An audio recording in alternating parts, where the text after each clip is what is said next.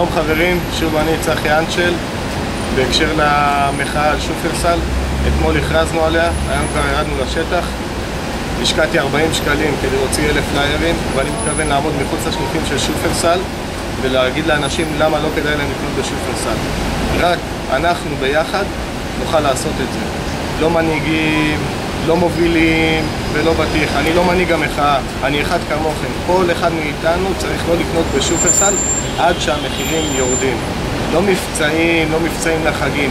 כל המחירים יורדים. החברות האלה ביחד, רשתות השיווק עושות מאות מיליונים בשנה.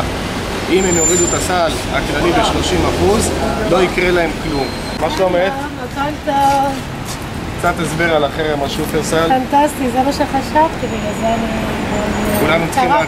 כולנו צריכים להתמיד שבוע שלם, וברגע שכל הרשתות יראו את הנזק ששופרסל ייגרם להם במהלך שבוע, גם שופרסל וגם הרשתות האחרות יראו את המחירים בלפחות 30%, אם לא אנחנו לא נפסיק את המחאה. יש מצב תקני למקום אחר? תעזרי לכולנו במחאה נגדה? הנה, אמרתי לך לא לקנות בסופר הזה. קודם כל אני מסכים, צריך להוריד את המחירים, וצעקתי לה שהיא קנתה פה. למדתם? כן. בטוח הילדות ראו את זה, רואים לפי החוצה שלי כזה. ועשו לייק על החרם של שופרסל. והמטרה היא שכולנו נתאחד, נחרים אותם עד שהם יהיו בנקודים. ואז תוכלו לקנות יחד איתה יותר ממתקים, כי זה יהיה זול. ביי, תעזרו לנו. ועלי שופרסל, הורדתם את המחירים של המוצרים, לא יודע אם זה בגלל המחאה או בגלל החג. זה לא מספיק, המחירים צריכים לרדת עוד. אנחנו לא נפסיק עם החרם עד שלא תורידו את המוצרים.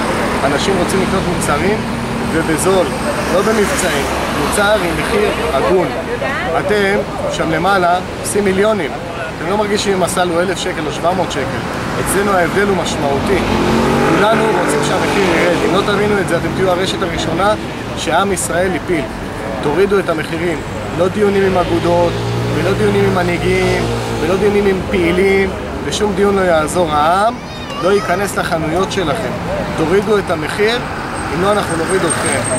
עם ישראל רוצה לחיות ולא לשרוד.